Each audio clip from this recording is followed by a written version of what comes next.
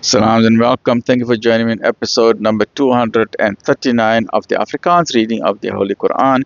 En ons is nou bezig met die Heilige Quran by Imam M.A. Baker. A'udhu billahi minash shaitani rajim. Bismillahirrahmanirrahim. In the name of Allah, most gracious, most merciful.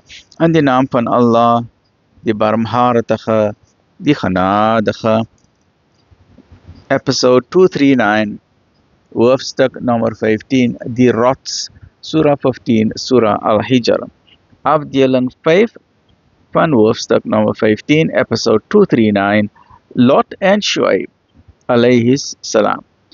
En toe die boodskappers by die volgelinge van Lot gekom het, en hy gesê het, waarlik, julle is onbekendes, het hulle geantwoord, nee, ons kom na u met die waaroor hulle twyfel, en ons bring aan u die waarheid. U kan ons glo. Vertrek daarom met u volgelinge gedurende die nag en bly altyd in hul agterhoede. En moenie dat iemand omkyk nie en gaan waarheen julle beveel word.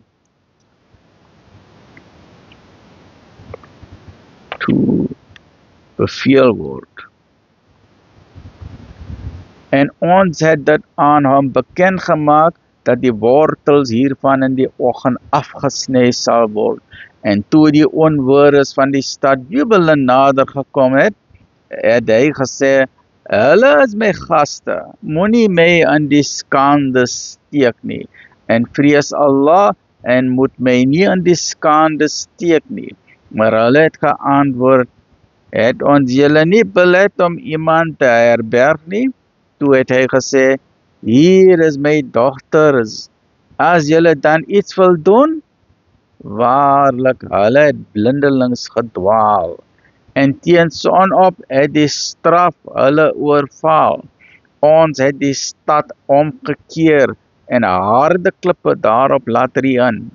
Waarlik, hierin is tekens vir hulle, wat uit die lot van ander 'n les wil leer. En dit is 'n weg wat nog beginbaar is, voorwaar hierin is 'n teken vir die gelowiges, en die bewoners van die woud was net so sonde. Daarom het ons ook hulle getref, en hierdie plek lê albei aan die grootpad. Die grootpad is die Garafaan-route tussen Hijaz en Syrië, en dit is die land van Sodom en Gomorra van today it is the place of the Dead Sea, right? 239, 240, 240, hoofstuk 15. Join me in the next episode. Alhamdulillah.